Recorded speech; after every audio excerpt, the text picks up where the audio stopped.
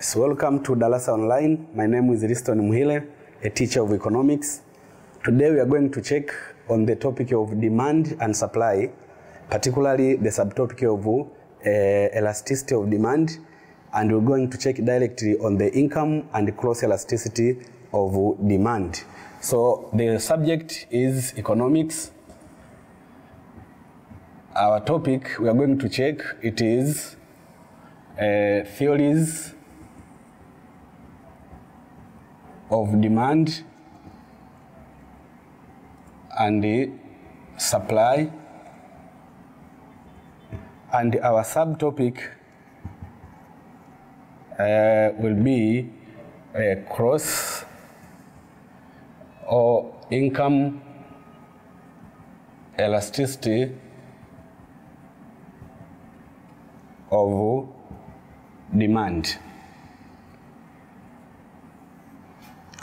So before we go very far, when we speak of cross elasticity of demand, recall back to the work you did in the class. Cross elasticity of demand, it measures the responsiveness of quantity demanded of one good when the price of the other good change. So we are referring that when we say cross elasticity, it means we said it is measuring the response of quantity demanded of one good due to change in the price of the other good. It means price cross elasticity of demand, it is measuring the relationship between two goods. That we have two goods maybe in the market, they are competing. Then we want to check when the price of one good changes, what is the impact on demand for the other good. It means these two goods must have a relation. So when one good, its price changes, we expect changes in demand for the other good. So assume that, let's say we have two goods A and B. So our aim, we want to check these two goods A and B, maybe they are in the market. We want to check if price of A change, what will be the effect on demand for good B. That is our aim. We want to check the responsiveness of quantity demanded of good B when the price of good A change. Now let's go together. If we have price of good A, that is PA, referring to price of good A, and we have maybe a quantity of good B. So this is the price for good A, this is the quantity for good B. We want to check if price of A changes, then what is the impact on demand for good B. So for that case, let's say if price of good A changes maybe from P1, that is price of good A, that is previous price. If it changes to maybe price of good A new, we expect the quantity of good B also to change. So for that case, quantity of good B may also change from quantity of good B origin, then it may change also to quantity of good B new. So it means we see that when the price of good A changes, we expect the quantity of good B also to change. Now for that case, we want to check how we can calculate this elasticity. So our formula will get cross elasticity will be equals to, because we said cross elasticity is a response of quantity demanded when the price of the other good do what? Change. So we want to check if price of A change now, what will happen to quantity of good B. So by considering that one, we'll see if we have quantity of B new, that is resulted from quantity of good B origin due to change in price, which is price A new minus price A origin, then we multiply by price of A origin over quantity of B origin. This is the formula of calculating cross elasticity of demand, because the quantities of good B has changed just because of the change in price of good A. So this is measuring how the two goods they relate to one another. What is the impact of the two goods if one the price changes? That is cross elasticity of demand. Now once you calculate and you get answers.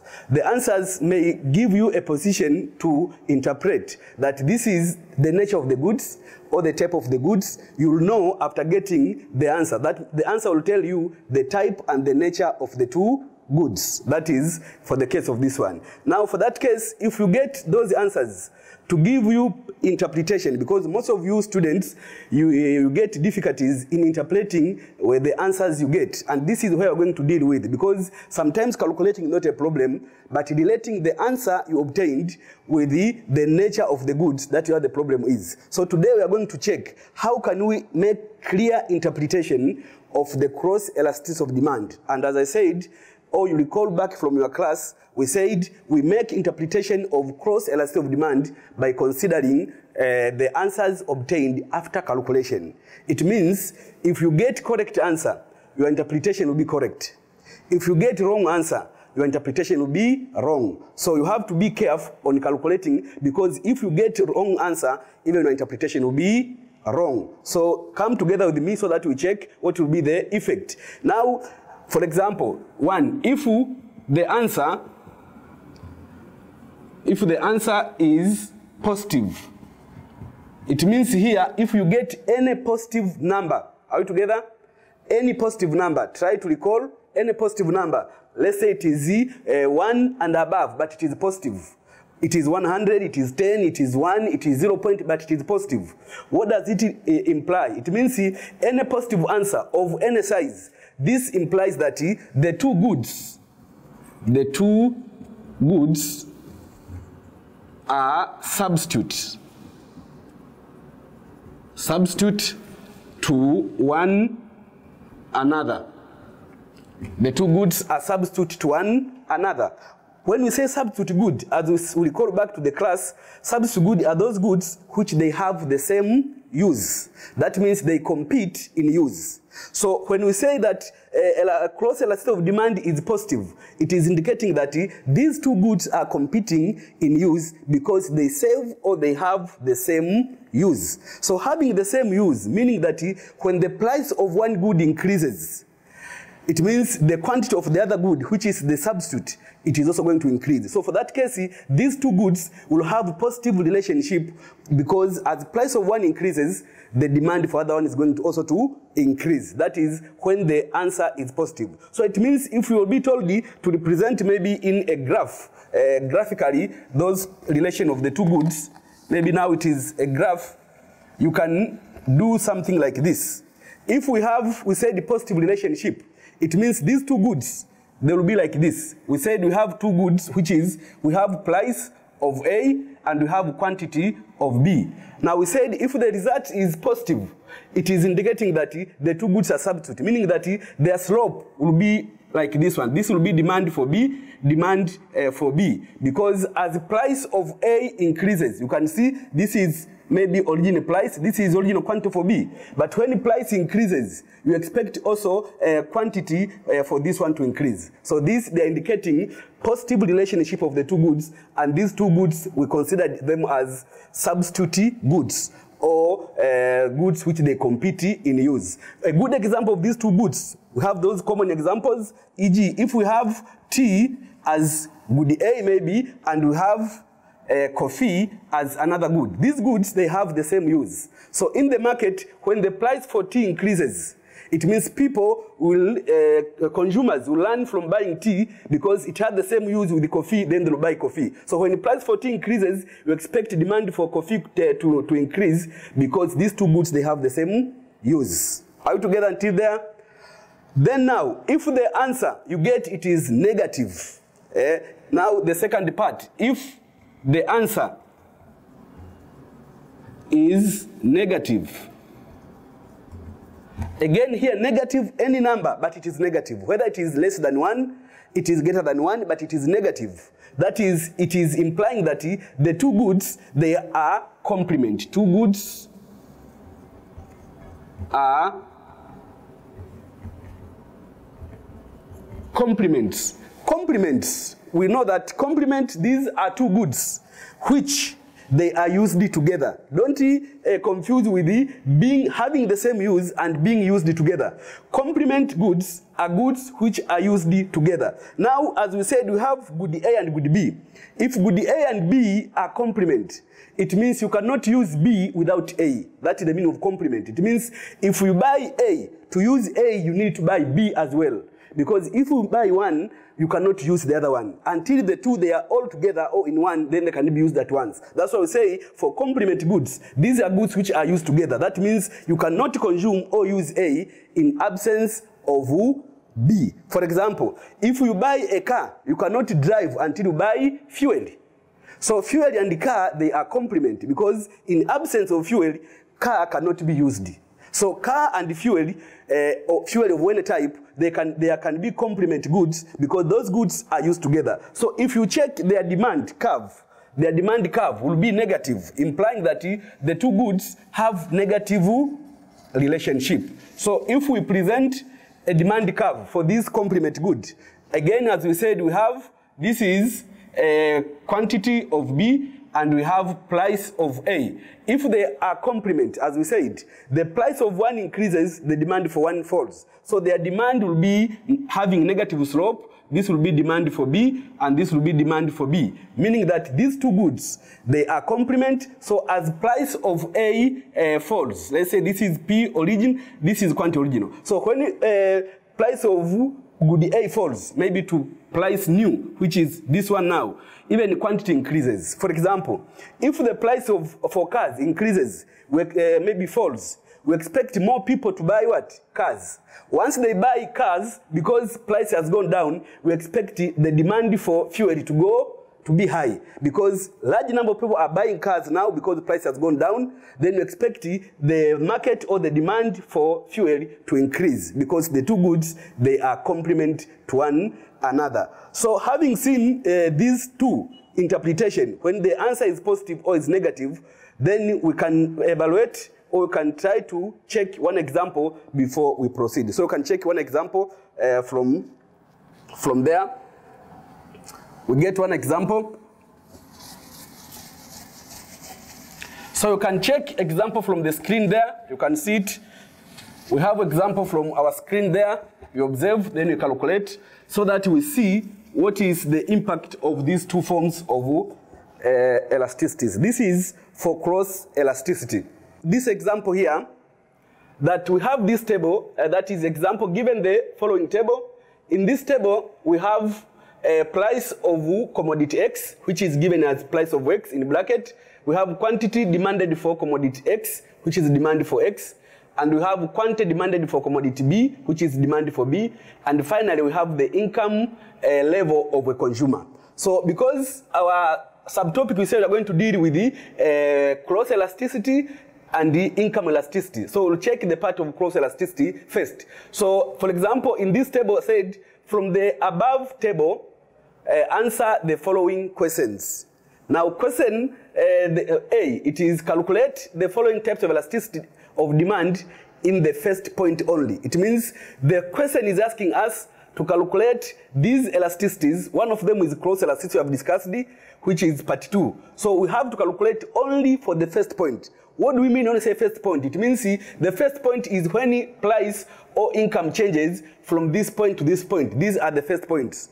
If we go to the other point, that means they're not first case. So the first point, it means when price changes from here to here, or when it changes maybe from here to here. That is the first case. So we can note information there, then we can calculate cross elasticity, which is part 2. So we can get cross elasticity here, cross elasticity here. For example, we said cross elasticity cross equals to quantity of commodity B, maybe new minus quantity of commodity B origin over price of A, maybe new minus price of A origin, then times the origin price and origin quantity. Now from that table, because you have to calculate the cross elasticity of demand between X and the commodity B. So if you check from the table, X, we have been given the price of X, and you have demand for B. So it means for B, we'll use quantities, and for X, we'll use prices. So for the first point, for example, quantities here, we have 20 minus 16, as you can see, then divide by prices, which is 18 minus 14, then times the origin quantity and price, which is 14 over the origin quantity, which is 16. So after calculating, you'll get 4 over 4, then times 14 over 16. So this is remaining 1.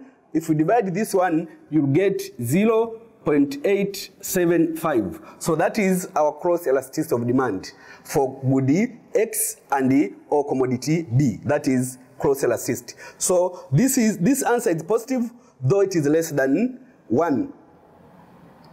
Now for that case, after getting this cross elasticity, we can make interpretation which we have said, whether the answer is positive or it is negative. But this answer is positive, so it is implying that the goods are substitute, because the answer is positive. So let's now move to the other part, which is income elasticity of demand. So we go together, income elasticity of demand. In case of income, that is income elasticity of demand. It means here we want to measure the response of quantity demanded when income of a consumer change. Because here elasticity, we are measuring two variables, that when income changes, we expect quantity demanded to change. Then that relationship between a change in income, which results to a change in quantity demanded, then we say that is income elasticity of demand. Remember, all human beings, we earn income from different activities, and those income is used to buy different goods and services. So when our income changes, we expect our demand also to change automatically. Even if maybe you're a student, even when you're at boarding schools, when your income is increasing, you expect your demand to change. When your income is falling, you expect your demand to change. So human beings, they respond immediately when their income changes. Either they have to switch off or to increase their demand depending on the state of their income they have. So let's move together to see what will be happening if income of the consumer changes, what will be happening to quantity demanded. Now, let's say we have let income be given by Y. So Y will be representing income of a consumer, any consumer. Then quantity be Q. We have Q there. So as we said, if income changes, we expect quantities also to change. So it means, if, for example, if we have income maybe changes from previous income to a new income somewhere, that is a change. Likewise, quantity will change from previous quantity to a new quantity. Now, what we expect, it means our income elasticity income will be equals to, we take change in quantity, which will be, sorry, this is quantity 1, sorry. So, which will be quantity new minus quantity previous, divided by income new minus income previous, then times previous income over quantity previous. Now, when you use this statement, again, you get answers. It means here, this is the formula which will help you to get the income elasticity of demand. So it means, as we said, when income will change, quantities will change. Again here, when you calculate, you'll get different answers. Again, the answer can be positive, can be 0, or can be negative. Are we together? So it means you get either positive or you get a negative answer. So once you get those answers, again you can make interpretation. You can interpret your results. Because you can be told competently that calculate income elasticity of demand, then interpret your answer. How can we interpret income elasticity of demand? We can use the following ways. Again here, we can calculate or we can interpret income elasticity of demand by observing the results obtained from our calculation. It means our calculations, they are the one which they will tell us the type of elasticity we have and the nature of the goods. So until you get a correct income elasticity is where you can get correct interpretation. Now, for example, if the answer here again, it is positive. If you get a positive answer, it means you calculate income elasticity and your answer is positive. Any positive number, whether it is 100, it is 1 million or less than those, but it's positive. This implies that that good, it is a normal good. It means when we say a normal good, are those goods which the demand for this good increases when income also increases. This is normal good. For example, maybe buying those, we call them as basic needs, like clothes, maybe those food and other kind of items which we use them daily. It means when our income increases, we expect our demand also to increase. When income falls, our demand also will fall. For that case, a good which has got a positive relationship, its demand has positive relationship, then we say that good is a normal good, because as income increases, we expect demand also to increase. Let's say for a normal person, when a salary or a wage increases, the demand nature for that person is going also to increase. But maybe at your working place, maybe the income has gone down. You expect also a demand to go down for normal goods. You'll be buying less than you used to buy because income has gone down.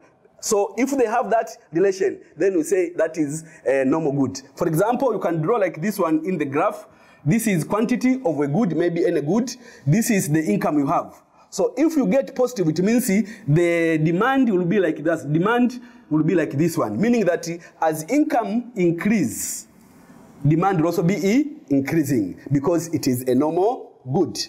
Likewise, when you get a negative answer, this implies that that good, it is inferior good. So when you calculate income elasticity and you get the answer which is negative, that is telling you that the good in question, it is inferior good. What is inferior good? Inferior good are those goods which we buy less when our income is high, and we buy more when the income is less. It means there are some goods in the society where we demand them when we have low income. But when our income increases, we ignore buying those goods. We consider them as inferior good. So try to check where you are in the society you are living. You will find the nature of these goods. People, they are living in that life. We have those people with the low income earner, they used to consume a certain type of food, which is very inferior. Once their income increases, they switch off from buying those goods, they buy another good. We have those common of goods in the society. Those people, they consume when they have income, low income, and they don't consume when their income is higher. Those we call them as inferior goods. So it means this type of good, inferior good, it has got inverse relation with the income. When income increases, you buy less of that good. When income falls, you buy more of that good. It means in demand curve, it can appear like this one. This is quantity, which is influenced by income. So when income changes, quantity will change. Now the demand will be having negative slope like this one, indicating that when income maybe increases, demand will also increase.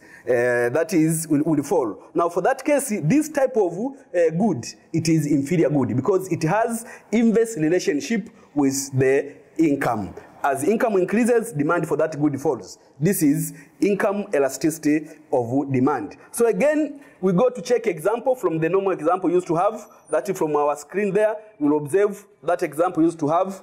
That is from the screen. So observe from there, you'll get our example there. So again, from our screen there, you can see we have income level of a consumer. Now in part 1, it is asking calculate the income elasticity of demand of commodity B. It means we want to check the relationship between the income of this consumer and the quantity demanded of good B, because you have good B in this case. So we have to check when income changes, what will be happening to the demand for good B. Then we have to calculate it in this way. So as we said, income elasticity on calculating, we said income elasticity equals to quantity new minus quantity previous. Then we divide by income new minus income previous times income over this one. Now, if you enter those values, for example, when income it was 1,500, it changed it to 2,000. Then quantities of would be demanded changed from 16 to 20. So we say it will be 20 minus 16 divided by income, which is 2,000 minus 1,500, then times the former income, it was 1,500 over the former quantity, which was 16. So if you calculate this answer, you'll get finally, it will be 6,000 divided by, which is 80,000. The answer will be 0.75. This is our income elasticity of demand after calculating. So this is the answer. So you can find that for that type of good, when the income changes, the demand also changes for good B. But the relation is positive, indicating that that good is a normal good. Okay? Then having that table also, part B, it is asking, interpret the answer. That is the answer obtained. Try to interpret. So as we said in the beginning, that interpreting the answers, it will depend on the answers obtained. So we said when it is positive, it will be, for income, it will be a normal good, and when it is negative, it is inferior good. For cross, we said when it is positive, it is a substitute goods. Then when it is negative, we said they are complementary good. And this is when we speak of elasticity of demand. These elasticities, they are very useful in human life, because sometimes you can ask, what is the use of these elasticities? They are very useful. People are planning to be business people or to own their own projects. You cannot go through your business if you don't have idea of elasticity of demand, because sometimes you cannot change price without considering the nature of the customers. You might be selling a commodity where your customers are low income earners. When you change price, even a single shilling, you are going to affect those customers. So before you change or you make any decision about either to increase or to lower the price, you have to check what is your competitor doing. For example, in the market, we have so many competitors there. So before you make any decision of lowering or increasing price, you have to check the nature of your competitors. Because you can lower the price, then you can lose customers. You can increase the price, you can lose customers. So you have to check the nature of the customers plus the nature of the competing commodities. How are they relating to one another? This is when we speak of income and cross elasticity of demand. They are very important in human life. Now, for this particular time, we go for a short break. Then thereafter, I'll be coming back to attempt some questions which will be sent through this number which is passing on your screen. So you send those questions. Then once I come back, I'll try to attempt those questions. So stay tuned. So welcome again after the short break. We have received some comments plus some questions from students from different parts of the country. We have the first question here is stating, hello sir, I am Goodluck John, a EGM student from Moshi. The lesson is interesting. We have questions here. How can a small scale business firm use income elasticity to maintain their business? That is, this question is coming from Moshi, EGM student. He's asking, how can small scale business firm use income elasticity to maintain their business? That is the question from Goodluck from Mosh. Now, as I said in the beginning, the concepts of elasticity of demand, both cross elasticity and income elasticity, they are very useful in daily life, including those people who are owning different business units. As I said, you have to use the idea of elasticity, either of demand or cross elasticity, to know what can you do in terms of making decision, either lowering price or sometimes increasing price, because all business firms, they are aiming to maintain their business, probably to get more profits. That is their aim. So when you speak of small scale business, these are people who have business, but they have very small capital. We have people like maybe Mama Ntilie, they own a very small capital. These are small business people. You cannot compare maybe Mama Ntilie with maybe a Kempinski Hotel. That is a big business firm, but Mama Ntilie is a small business firm. We have people like those street vendors whom they are buying those materials in wholesale, then they are selling them along the street. Now these people, they have to use income elasticity to maintain their business. Remember, if you own a small business, and as I said, you have a small capital, it means you are distributing and selling your goods to low-income earners, most of them. Remember, the Mama Ntilie is selling those food to very small-income earners, whom they can afford to buy food maybe at 1,000 shillings or 1,500 or 2,000, of which you cannot find a rich person going to eat around your Mama Ntilie. So it means those small-scale business firms, they serve people with very low income earners, very low income. Now for that case, to maintain your business with those people, you should not allow yourself to increase the price, because you are distributing or selling the good to people with very low income. So when you increase the price, that means you are chasing them from buying your good. For example, let's say if Mama Ntilie is owning a Mama Ntilie somewhere, then from selling a food at 1,000 shillings, then rising to 2,000, that means automatically this Mama Ntilie is going to lose some of the customers. So to maintain your business, don't increase price for small-scale business owners, because you are competing with large-scale firms. So make sure that you either maintain the price or you lower the price so that you attract many customers, because you are saving people whom they have very small income. So if you increase price, that means those low income earners, they cannot afford anymore to buy your food, to buy your goods, then they will run away to another small business firm. So to maintain your business, to maintain your share in the market, make sure that you either maintain the same price or you lower the price to retain more customers. Unless otherwise, you will find yourself at the point of losing a number of customers.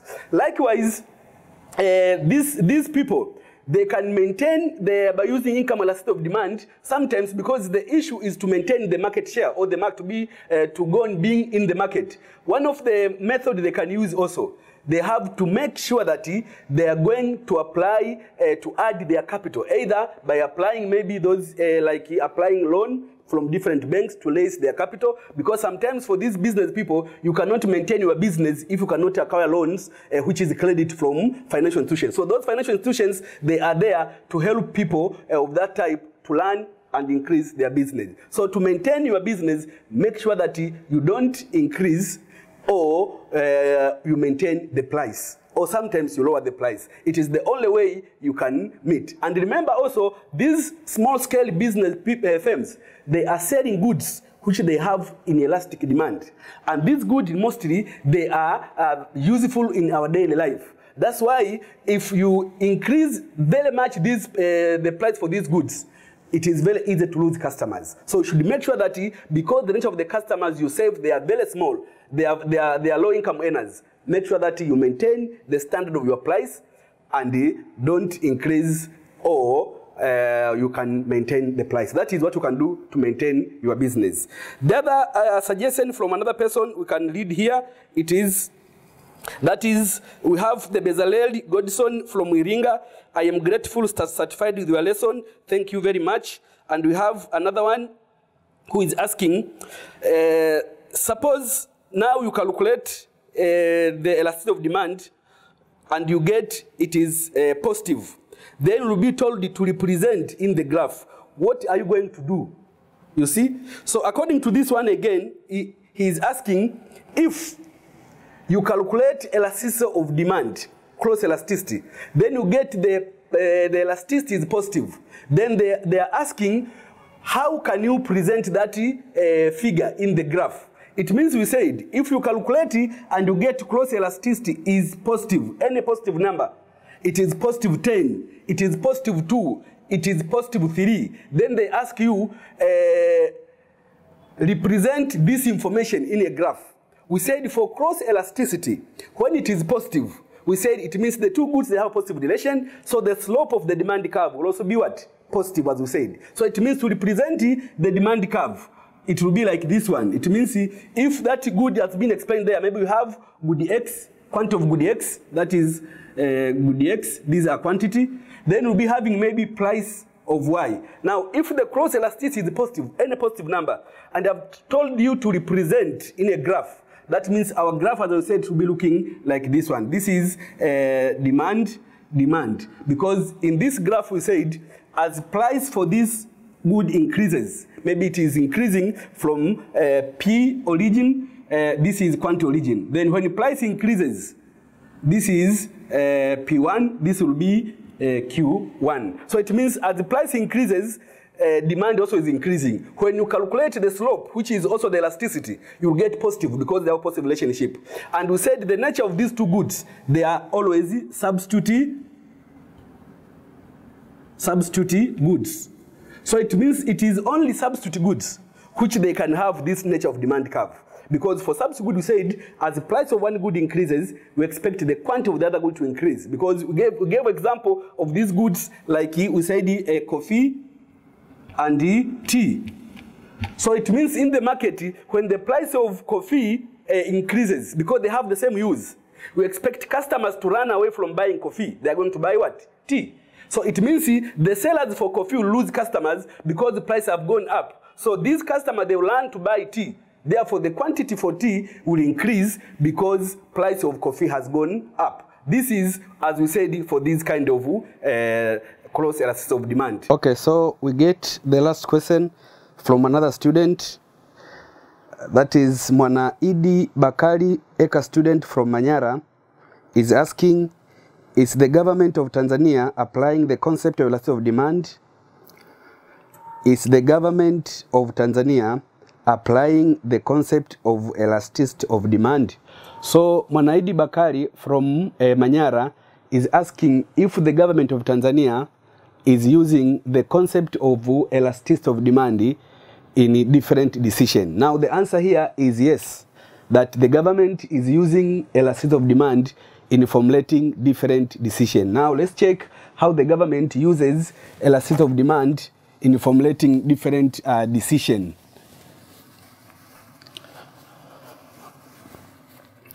Now, as we have seen in the previous discussion, that the government may use elasticity of demand in formulating different policies or sometimes setting different policies. Now we can see, for example, number one, it is useful in tax policy. Tax policy. It means all governments in the world, they formulate tax policies relating or by considering the nature of elasticity of demand. Now, for example, because taxes is one of the important instruments in the economic development, when we set tax, we have to check, or the government has to check, whether that tax may have impact on demand. Now, for that case, we have goods which is some goods, for example, goods with the inelastic demand.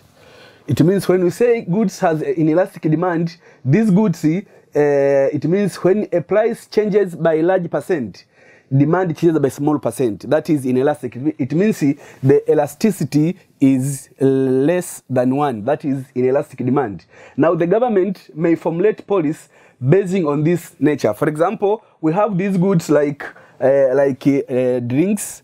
We know common drinks, especially soft drinks, and probably these alcoholic drinks. Now you can find in each annual budget, the tax for these drinks, it is increasing. It is increasing, but the demand for these drinks is not affected. Why? Because this demand, the demand for these goods, they are inelastic, meaning that even if tax will increase price, then the demand cannot be affected much, because you say the goods with the inelastic demand, even when the price increases by a large proportion, we expect the demand not to be affected. That's why you can find in each annual budget the price or maybe the tax for soft drinks, tax for alcohols, and the tax for items also like cigarettes. They are increasing every time. Now you find the price for these goods, it is increasing, but demand is not affected, just because these goods, they have inelastic demand. But also mind you, these goods, they have the so-called, they have habit forming. That means the consumption of these goods, they form habit. What do you say when they form habit? Someone who is taking alcohol, it is going to change into habit. That means even if price is increasing, they don't feel bad to stop to go on consuming those goods. Cigarette consumers, even if price is increasing because of tax, you can find they are going on using or consuming cigarettes because these goods, they are forming habit. So it is not easy to stop even if price is increasing. So for that case, you find the government may be increasing tax for these goods, but demand is not affected because these goods, they have inelastic demand. Again, we have goods with the elastic demand. It means goods with elastic demand, their elasticity is always greater than 1. It means for these goods, if prices changes even by small proportion or by small percent, you expect demand to be affected by large amount. So for that case, these goods, when the price increases, it means demand falls rapidly. For that case, to maintain demand for these goods, you can find the tax for these goods will be lowered so that price also be lowered to motivate demand. Because for these goods with the elastic demand, when the price changes by large proportion, that means, or even by small proportion, quantity will also be affected by large proportion. For that case, the government should focus on at least reducing price for these goods by taxing a lower tax for these goods so that demand can be maintained. This is for the case of goods with the elastic demand. So tax elasticity is useful in tax policy. The second application of the government in elasticity, it is used in international trade. International trade. So the government has different policies in international trade. International trade, it is involving import and export of goods or exchange of goods and services between two countries. Now, when you exchange these goods, the government formulates different policies to make sure that export is at least increasing while import is at least declining. Because for countries to be well off, at least export should be higher than import. Now, when we set tax policy on import goods or on export of goods, we have to make sure that that tax policy will be motivating or encouraging export, while the problem will be discouraging import. Now, for example, we want to talk about tax. We have import and the export. It means the government has to set tax policies by considering elasticity for both import and export. For example, if the demand for export, let's say it is inelastic. That is an example. If the demand for export of a certain good is inelastic, it means if these goods are taxed heavily, they cannot affect demand, because we said for these goods with inelastic demand, even when the price changes by greater proportion, we don't expect effect on the demand. Now, if export is inelastic, even if the government taxes higher tax, it means price will increase by small proportion, of which the effect of demand will not be large. Now, for that case, it means the government can set higher taxes for export so that for those inelastic goods, because demand will not be affected. But for example, if maybe import has elastic demand, it means if we want to reduce import, it means tax policy here, it is also to increase tax on import goods, because when we increase tax on imported goods, we expect price to increase, and when the price increases, we expect demand to go down. This is when we speak of tax policy. So it is used also in international trade. So on formulating tax for import, or we want to encourage import, export and import, then you have to use tax policy as well by considering elasticity of demand. And the last part for this application of elasticity of demand, we have the devaluation policy. That is the devaluation policy.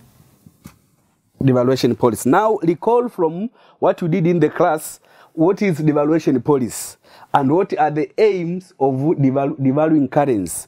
Now, if we recall back to our class, we said devaluation is the purposeful action of the government to lower the value of its currency in favor of foreign currency.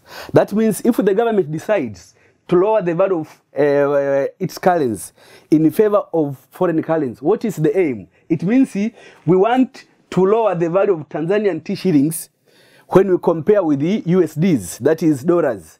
Then what is the aim? We remember we said the aim of devaluation is to promote export and discourage import. That is the aim.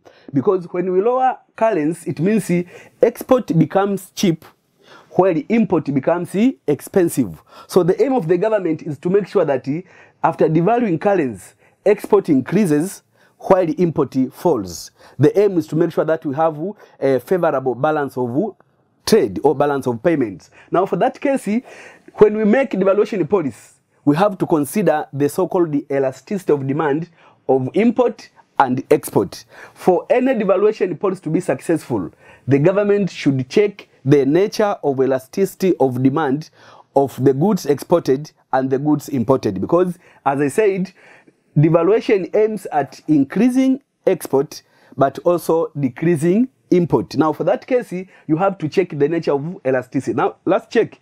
Now, one of the conditions, that means we have export, then we have import.